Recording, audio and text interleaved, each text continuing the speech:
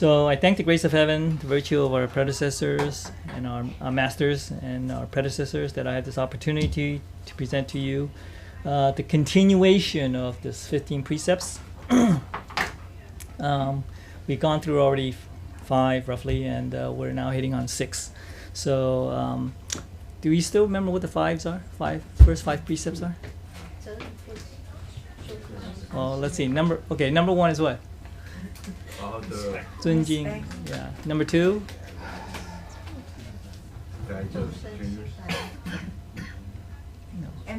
敬前提后. No, 正前提后 is number 2. Number 2. Okay. Number 3? No, 尊前 Yeah. 在庄 斋庄中正, right? Centered. 4 is 循规蹈矩. Yeah, that's right. Yeah, and then last week we had being responsible, 责任负起. Today, so you want, while we're going through this, it's good to also keep. Strange cursor here. Why is there a cursor pulsating here? By the way, is that normal?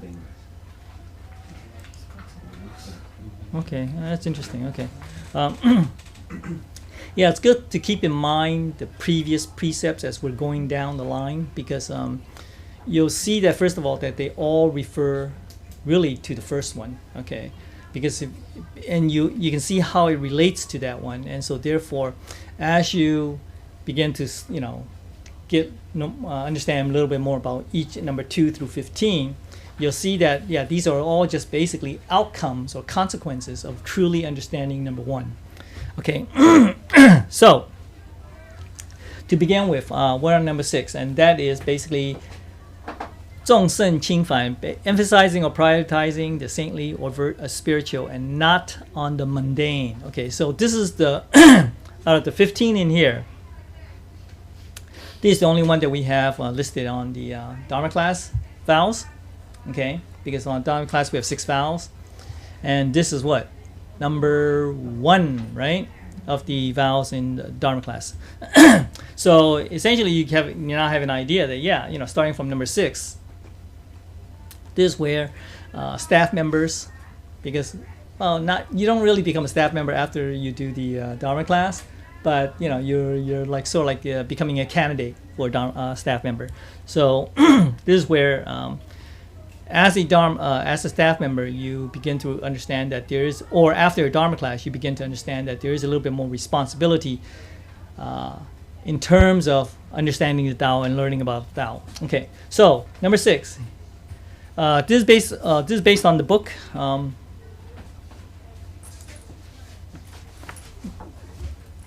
I think I showed it before. This is the one that's done by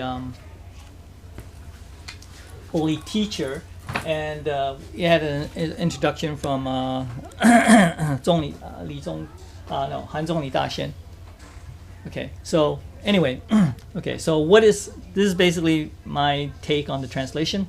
So here we go. Okay, basically talks about all performances of situations or affairs, because it starts out kind of a little bit, sort of like defining what is considered, doing things, affairs. Okay, it does not matter whether they are spiritual, saintly or spiritual, or any other forms of affairs. If the greater whole, okay, yeah, I put that in parentheses because the greater whole is the direct translation, sort of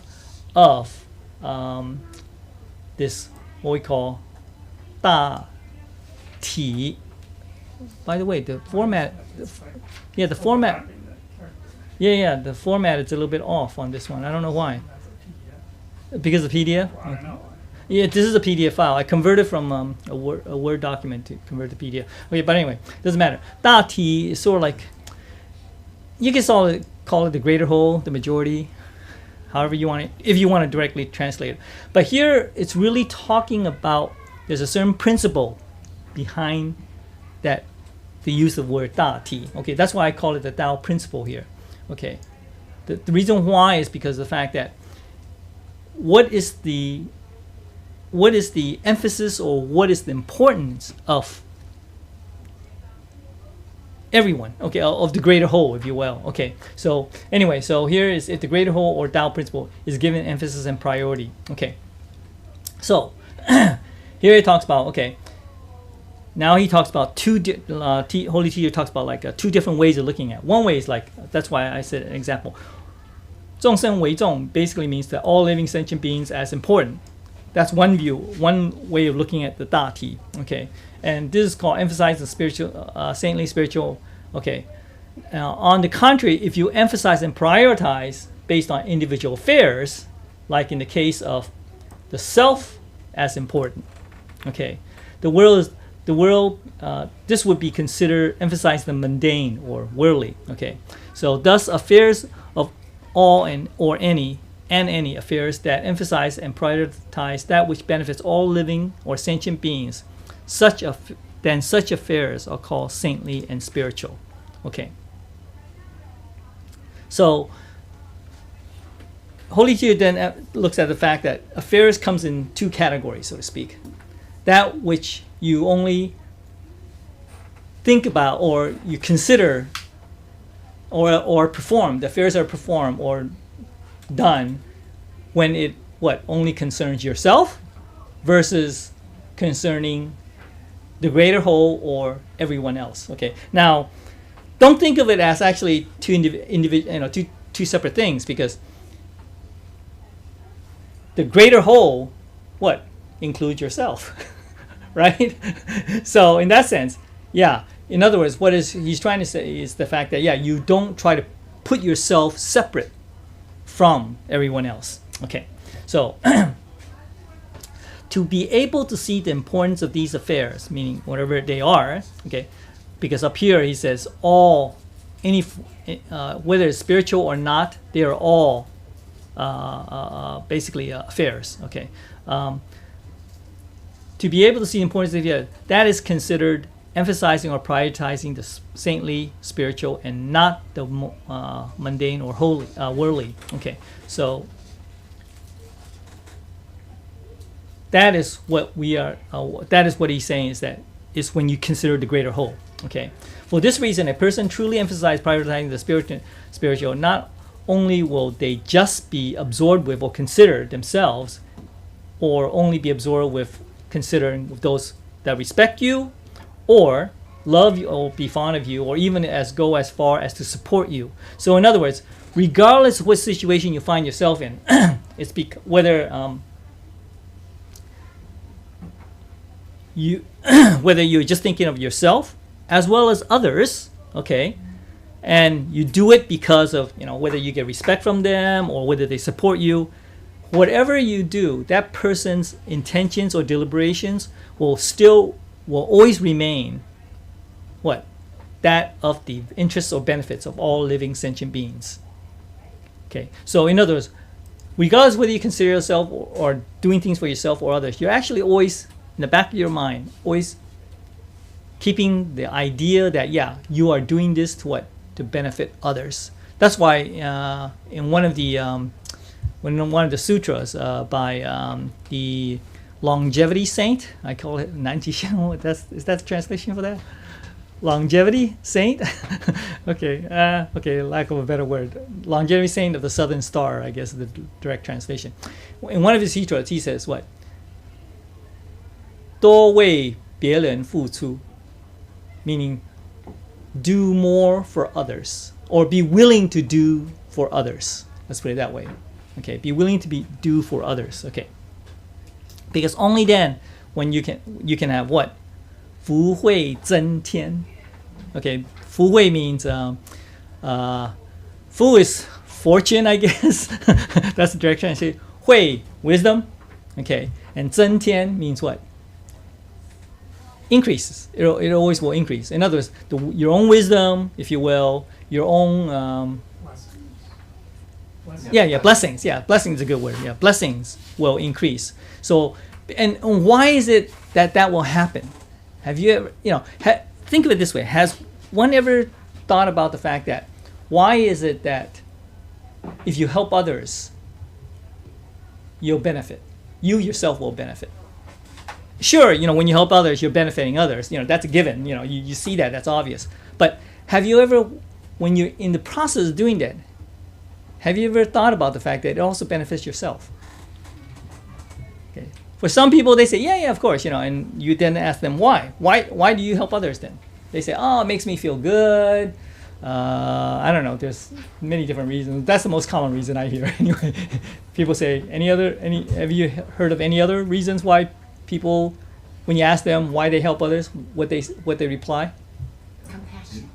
Oh, It's the right thing to do. yeah. Oh, yeah. That's another one. Yeah, it's the right thing to do. Yeah. But again, like I said, the most common one is I hear is like it makes me feel good or whatever. Okay. So yeah. So really, because the reason why, to understand why they say they feel good is because of what? We all have this what? Buddha nature, right? And it is this Buddha nature that what makes us realize the connection we have with others. Okay, so therefore the fact that it makes you feel good because even though you may not necessarily realize it, when you're helping others, you also help yourself. So that's the connection that we have with our Buddha nature. Okay, even though we don't necessarily see it that way. The normal person doesn't normally see it that way. And then the right thing to do, because how would you like to be treated by others? Same thing, right? So you help others, and therefore it's like what Christian Bible says: what do unto others what you expect others to do unto you, right? Okay, yeah. So same way. Okay, so. But from the Tao sense, though, if you look at it from the Tao sense, as you help others, what are you doing? What are you doing? Okay, besides the fact that, you're understanding that, we're all the same Buddha nature, blah, blah, blah. Okay, but what else? But why is it that your fortune and your wisdom will increase? Or blessings, I'm sorry, not fortune, blessings, you have blessings. We're gaining merit. Right, That's because, one thing. right. And the other skill is that when we do things for others, we might encounter difficulties or challenges, and when we try our efforts to overcome this, we also enhance our ability. Right. And we might also be reflecting on ourselves as we do things, and it's something to look into our own nature, and that's a way also to be in touch with our Buddha nature, and I guess that will also help bring out our innate wisdom. Okay, good. Yeah. So the first part, of course, you are performing merits, and as you perform merits, if we truly have a good understanding of what karma is, as we perform merits, what does that mean? It is compensating for any future or potential negative merits that you have, and so therefore, in the sense that you are actually trying to change your own fate or destiny, if you will, for the better. Because the fact that you will perhaps encounter less problems or difficulties in your future. Okay, so in that sense, that is blessing. Okay, number two, the wisdom part is because of the fact that as you help others, of course, you learn from what you're doing, right? And when in the process of that learning, you do self-reflection. Am I doing this right?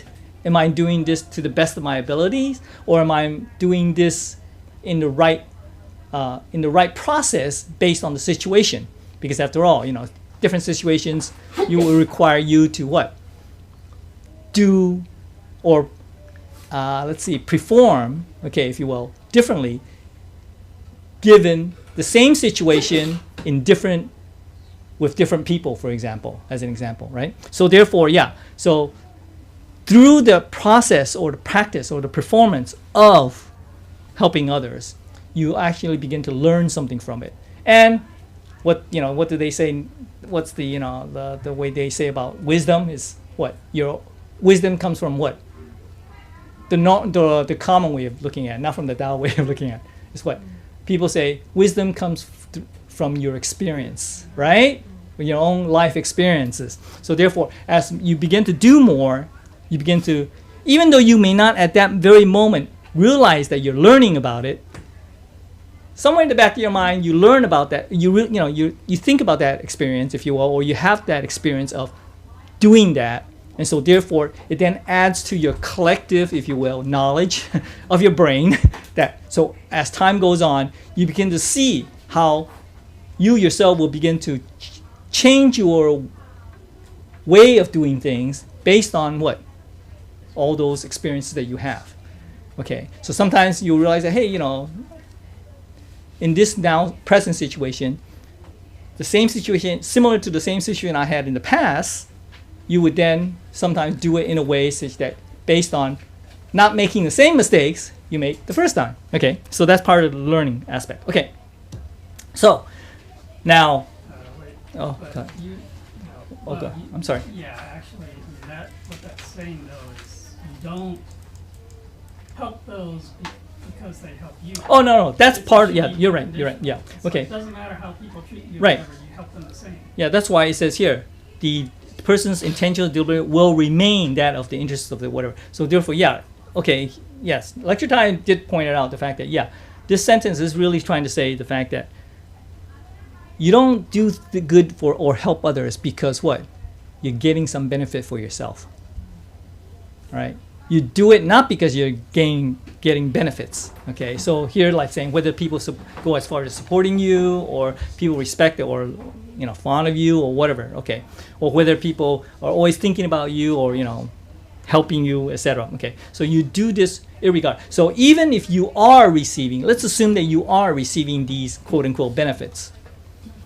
You don't treat those people that are helping or benefiting you differently from those who are not benefiting you.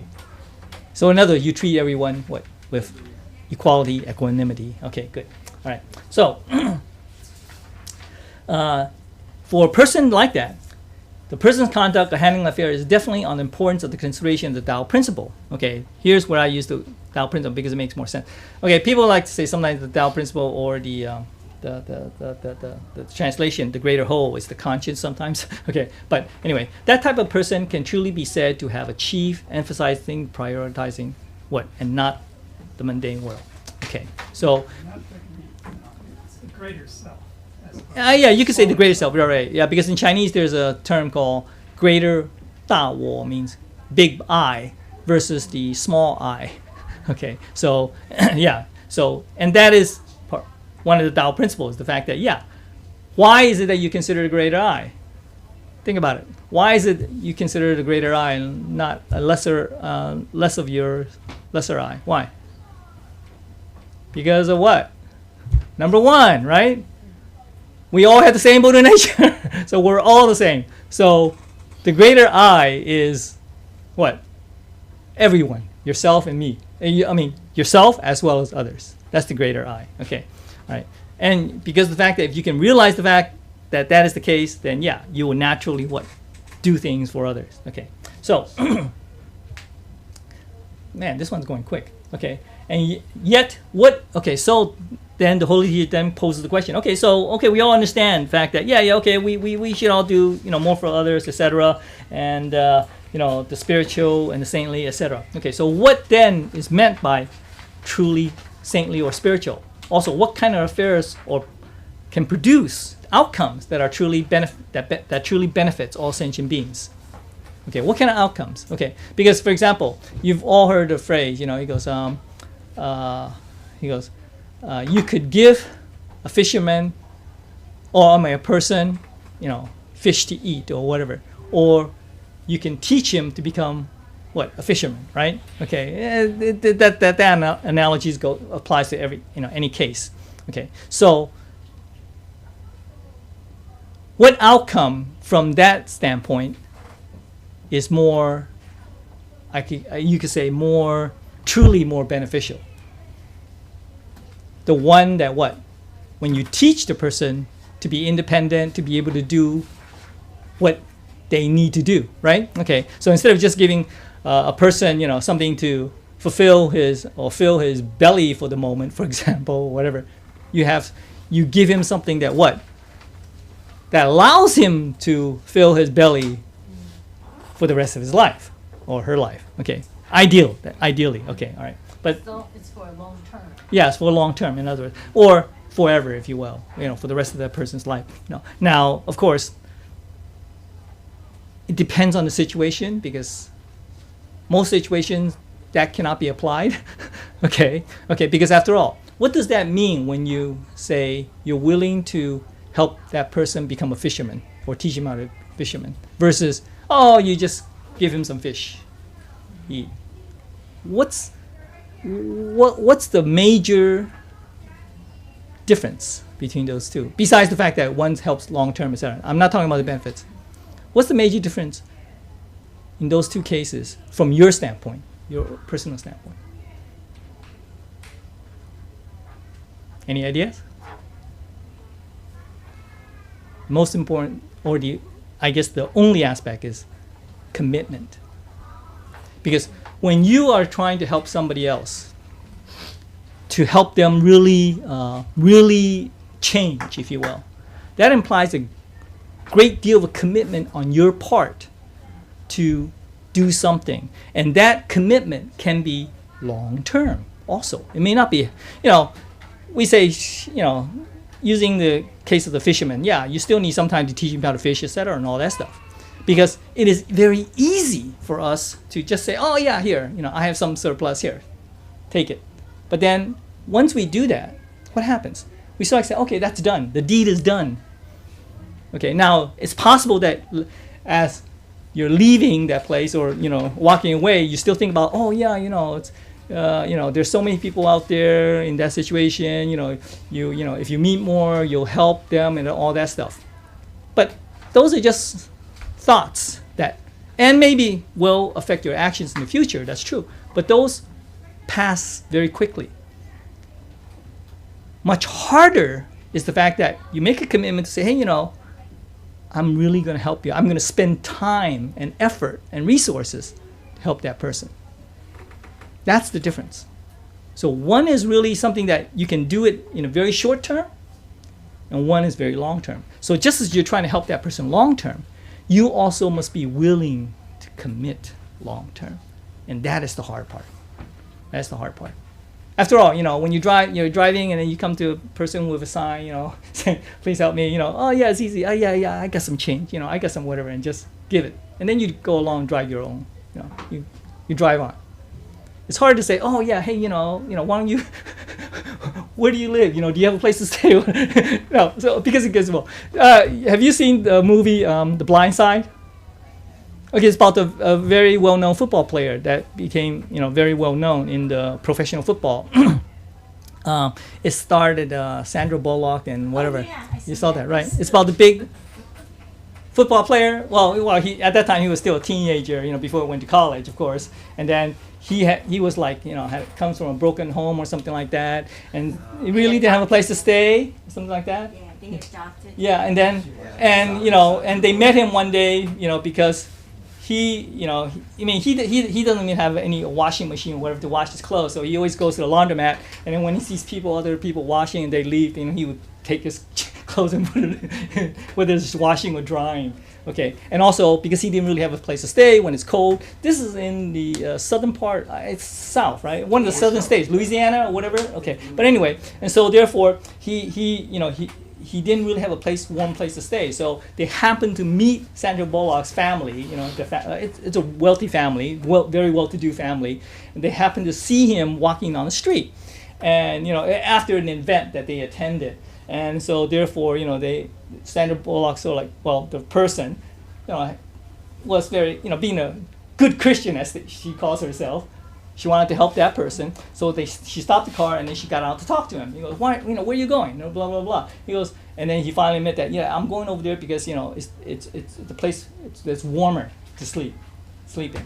And then so she sort of looked at him for a while, and then his husband saying, oh, your mother's got that look. Mother's got a look, meaning the fact that she's sort of trying to make a commitment, and she did. She said, okay, she brought her to their house, gave them a place to stay. Okay, even though she is a total stranger at this point, is still a total stranger, right? Total stranger, and then she gave him some. She said, you'll sleep downstairs on the couch, and she gave bedding and all that stuff. And then when she goes upstairs, she goes, hey, I don't know if I'm doing the right thing. She's has a little question. She says, hey, in the morning if you hear me scream, call the insurance adjuster, because she's afraid that he would steal some things or whatever. So in the next morning, she wakes up, she goes downstairs, and she noticed, hey, the couch that he was sleeping on, where the bedding and all that stuff has been all neatly folded and all that stuff. And she goes, he's not there. He's nowhere to be found. So she runs out the door, and she sees him, and then she catches up with him and explains, where are you going, blah blah blah, all these questions, and then so it was then that she realized that, hey, maybe this is actually a very good person, because he was very neat. Number one, he didn't steal anything, so therefore she began to wanting to help him even more.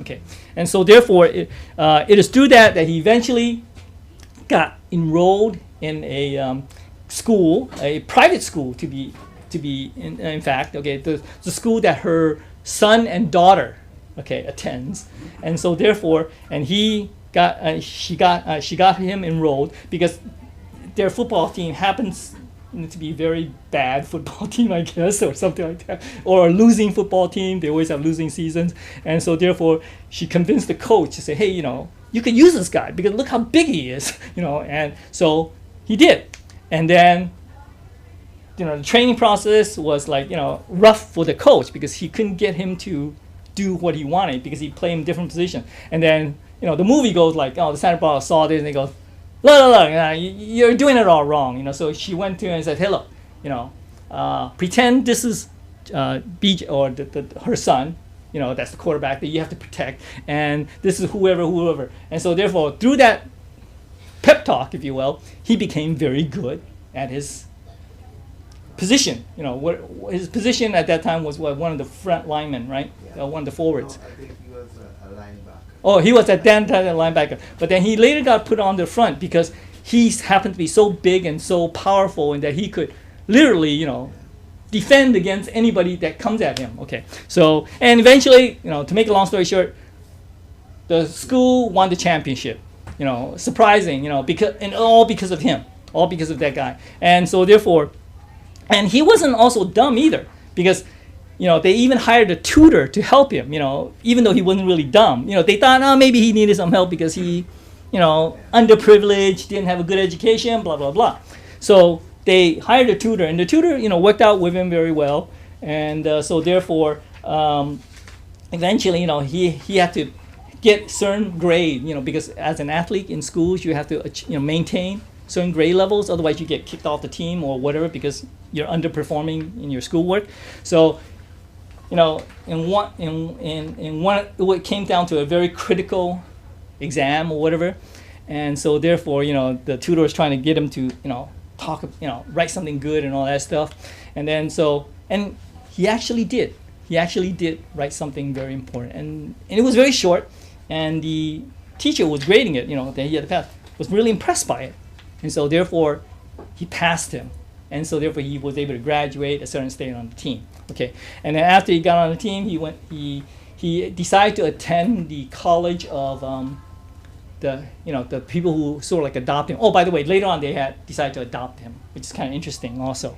Okay, and so therefore he became a member of the family, and also what was very good about that family was the fact that the son and her daughter was very supportive of their parents in letting the stranger come to their house, because when they had him, was supporting him and all that stuff, he attended the same high school, and usually he would just eat alone by himself or study alone by himself, and the son and daughter, seeing that's the case, even though they have their own friends, would sometimes just go and sit with him, because when especially when they became adopted, it said, because one point in the movie he says, wait, why are you leaving your friend? He was talking to his quote unquote adopted sister. And the sister says, because you're family. And it's very hard because we're talking about a white family adopting what? A black person.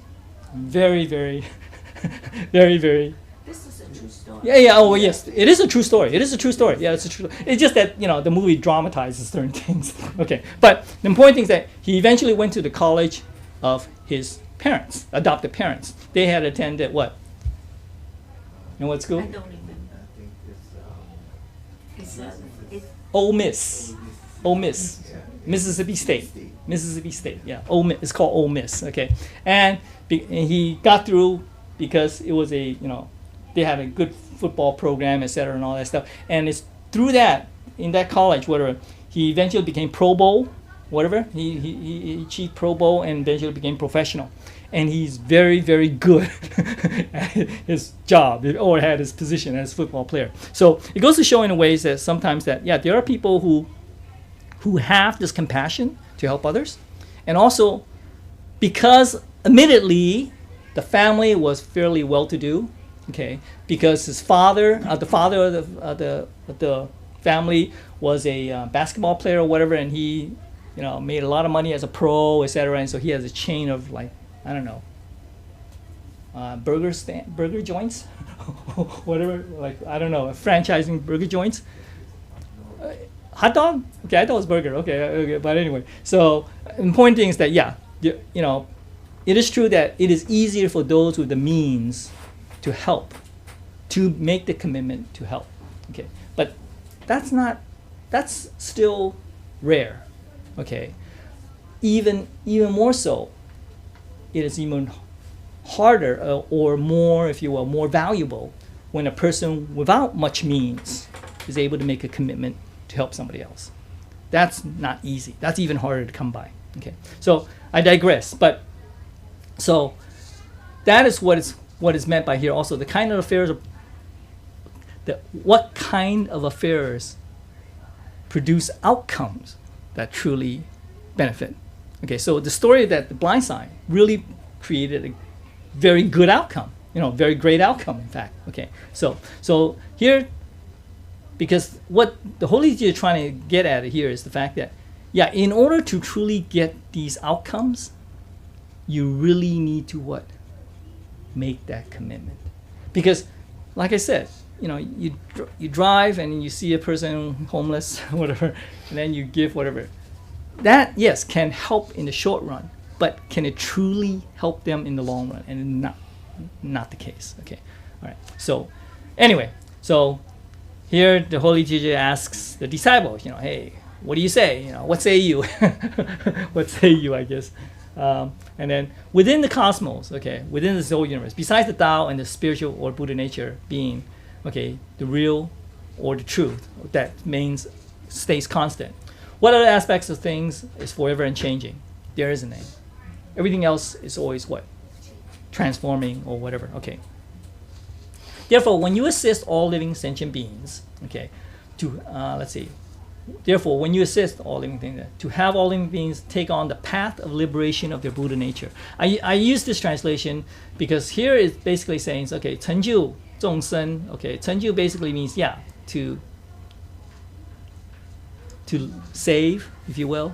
成就, save, okay. 众生 means human being. To go on the path of this what? 性性解脱. 性性 means our nature, our Buddha nature, if you will. Okay. 性 is our human nature, and 性 is our Buddha nature. 解脱 means what? To what? Transcend. Yeah. I end up using the word transcend later on. Okay. Transcend, or to take on. I just call it the liberation. Okay. Because Buddha is always talking about what? To be liberated from what?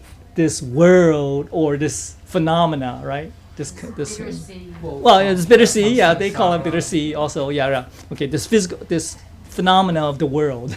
Okay, because true liberation means what? To be able to what? Come and go.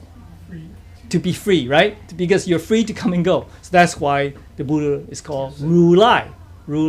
To come and go.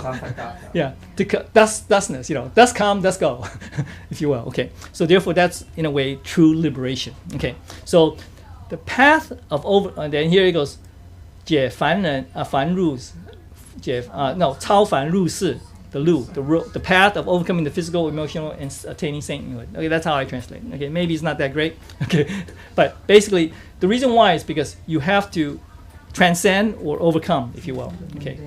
Now, only then can it be said.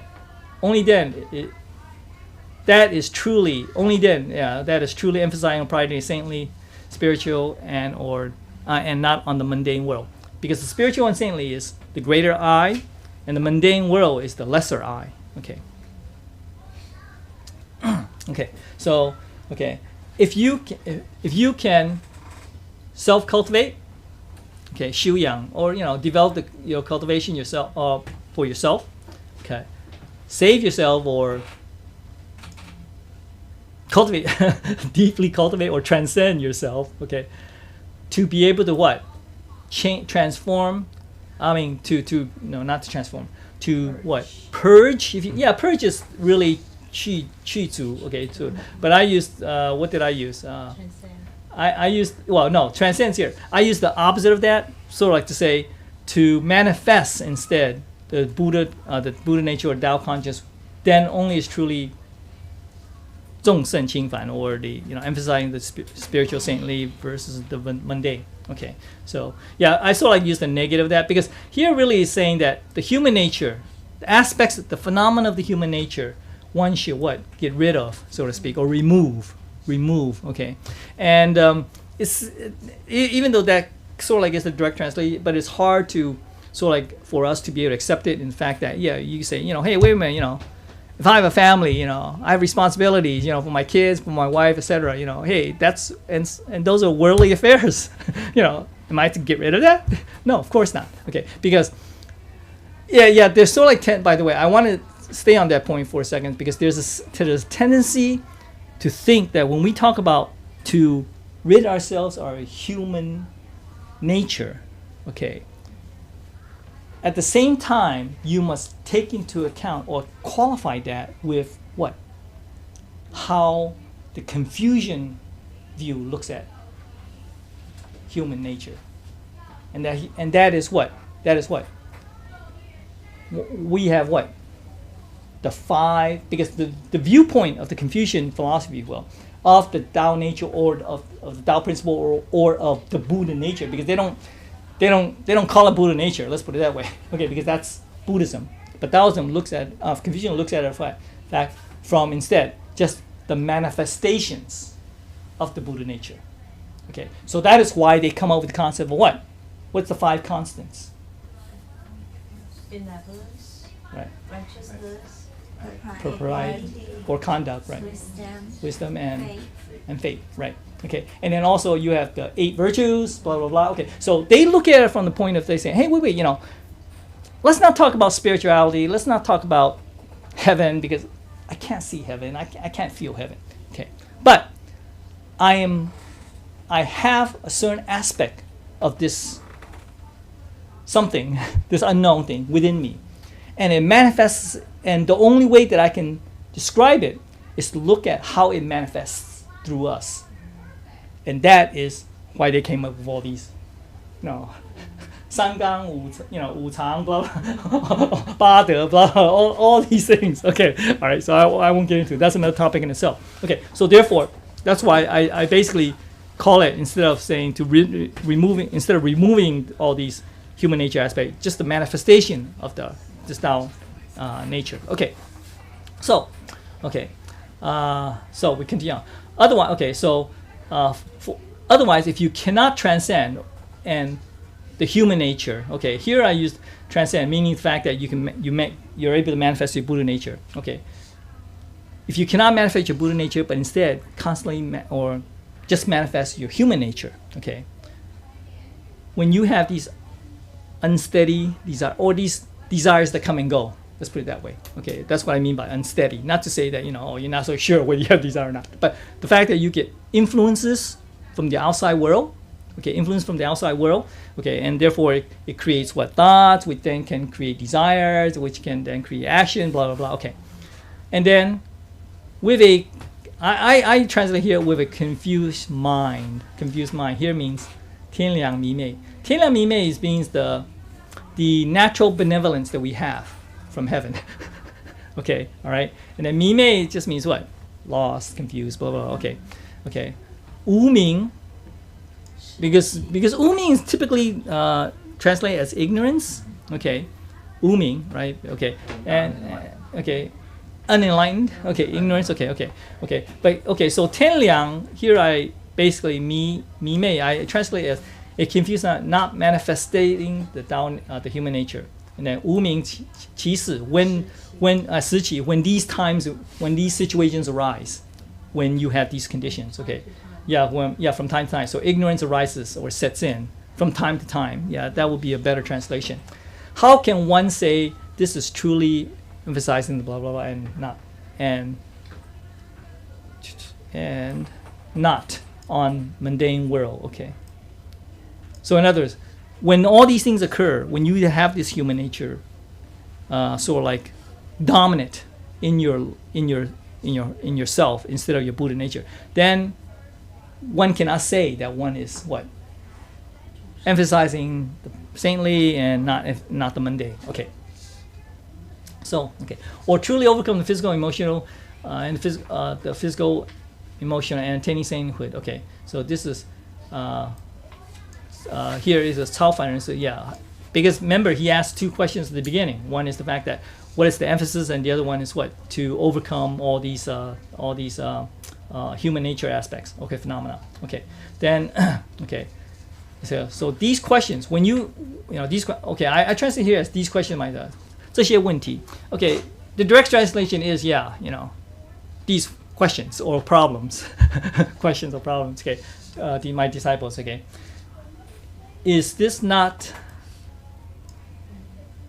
that which you should seriously consider? Okay, so or ponder. So in other words, it is something that you need to really self-reflect on that, to really ask yourself that. Because in cultivating, practicing the Tao, there's only one final goal and aim. Okay, and what is that final goal and aim? That is to relinquish oneself of every and all attachments to human nature phenomena. Okay, remember what Holy Teacher also told us about what? There's this 12 relinquishments? Yeah, it's to help us, because in Chinese we like to say it's a way to help us 破相. Literally, if you want to translate 破相, it's literally break through or break forms. Well, that's the literal translation. But what it means is really to what? Look beyond forms, to transcend forms, to realize that the form, yeah, sure, there is forms, okay, but there's more than that. That is why there's this phrase that's always this phrase that's always constantly spoken about, and that is what to say. Before you cultivate Tao, you see the mountain as a mountain, the river as a river. In the process of cultivating Tao, you see that it's not a river and it's not a mountain, but then at the very end you realize that it's still a mountain, it's still a river, right? So in other words, it is a form that will change, but you don't deny it, because if you want to deny that, you might as well deny the fact that you have a physical body, right? Because what is your physical body? A form. Okay, so therefore you realize that there is forms. Okay, it is quote unquote real in the sense that it's a phenomena that is present at present, that exists at present. Okay, but it does not mean that you are always what you are obsessed or caught up in this form. Okay, you can see beyond it. Okay, so we also have a phrase that says 半道静心. Okay, but there's two actually. There's supposed to be two. Okay, maybe the next one's down here. Okay. Oh, here it is. Shh. Okay. Yeah. Okay. Here it starts over here. Okay, it says, my disciples. Okay, in 在修道修心办道静心的过程中. Okay, that's one sentence really. Okay, that means that what? In the process or course of cultivating Tao, we cultivate our heart and mind. Because we say that when we are trying to cultivate the Tao, you are really what are you truly trying to do? Cultivate your heart, mind. Okay, that's what you're truly trying to do. Okay, that's really, truly what is meant by cultivating. But then also, as part of cultivation, there's what? The opposite side, not the opposite side, but the other side of that, and that is what? 半道静心. Okay, meaning the fact that what? Doing our utmost in the performance or practice of Tao affairs. Because these two are literally the two sides of the same coin. Okay, because when you have cultivation, you also need what? Practice. Okay, that's why in the Chinese phrase, the Chinese word for cultivation is very, very, very, I think, very, very to the point. That is 修行. 修行 we say, that's usually like practice or whatever. But there's the 修 part. That's what you have here. 修道,修心.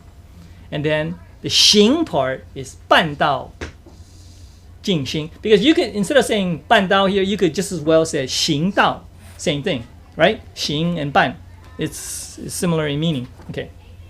So in the course, in this experience of, in the course of, or in this process, in the midst of this process, what? If one does not have a completely sincere heart or an unchanging heart mind, a heart mind without resentment and regret, as well as not being able to manifest the Buddha nature, how can one say truly that is to attain or truly attain, emphasize, again, I think there's something wrong with this format here. Okay, emphasizing the spiritual and not the mundane.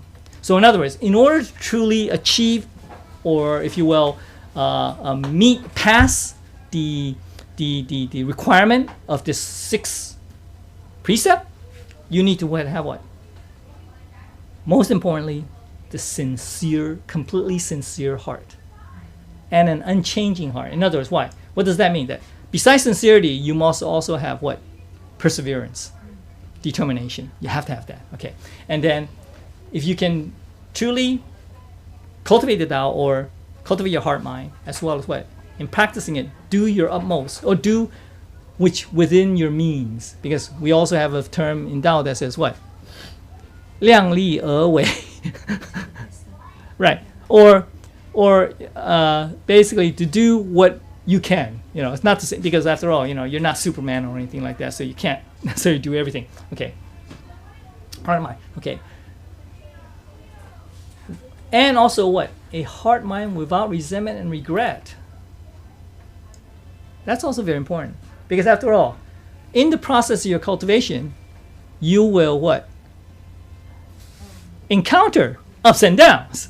Okay. And sometimes these downs can really set you back or make you even turn around 180 degrees. That's why in the Tao we also say there's these what?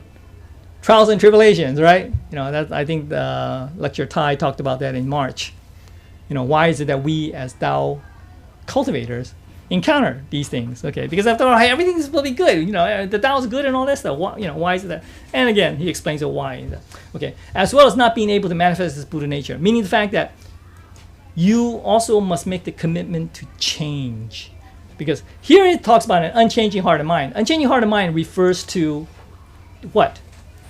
The unchanging heart and mind here refers to just what? Your determination, your original what? Your original what? Willingness to set on this path of cultivation. Okay, but then to be able to manifest means the fact that you have to what? Change from your human nature to your Buddha nature. Because after all, what does Holy Teacher also said when he talks about what? He talks about two things. One's called say good things. The other one's what called look for the good, right? In others, right? 说好话,找好处, right? Okay, and what does he talk about? Especially in 找好处, if you cannot change your heart and mind in the introduction part, the first is to say if you always look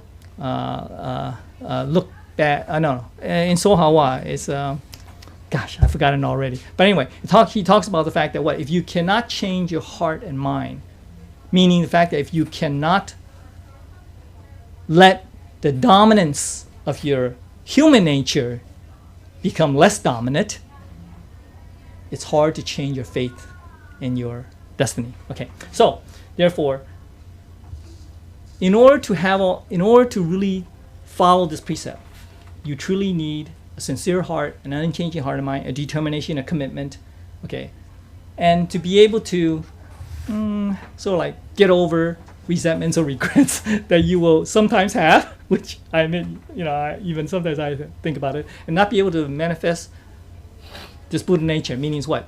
To, as Lecturer Liu says, what?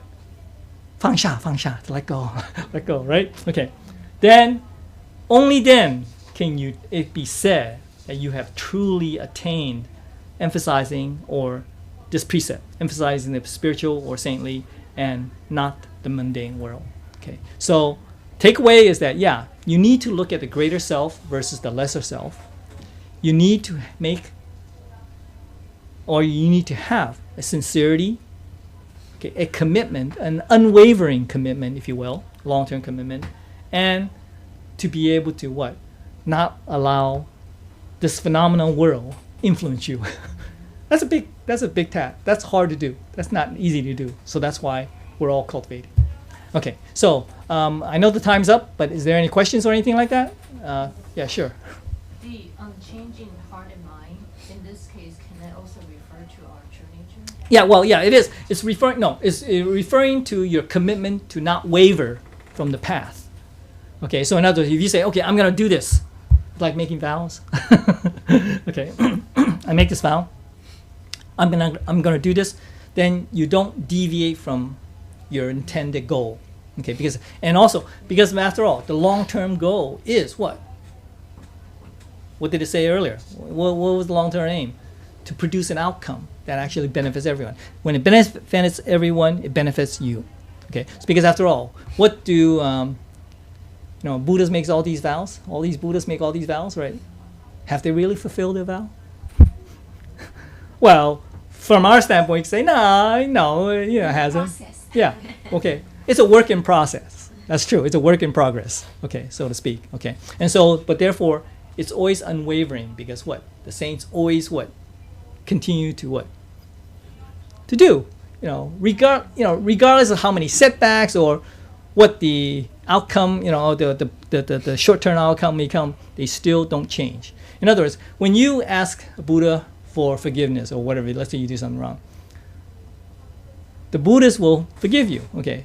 Not because, and they don't, not because, they don't, granted, they don't forget the fact that, yeah, you sometimes still will commit wrong or whatever, but they do it, what? Like every time it's a new thing. Because they present themselves, or they manifest themselves in ways that's to say that, yeah, every time you go and ask for forgiveness, for them it's not saying, oh, you already done it 1,000,000 times. No, they take it as, oh, okay, yeah, you're really wanting to do it. So they are looking at it from what? 找好处 aspect. Okay, looking at it from that point. Okay, so anyway, so if there's nothing else, then I guess I would just say I thank the grace of heaven and the virtue of our predecessors that I have this opportunity to present this topic. And if there's anything I said that has not been complete or correct, I hope they will forgive me. Thank you very much.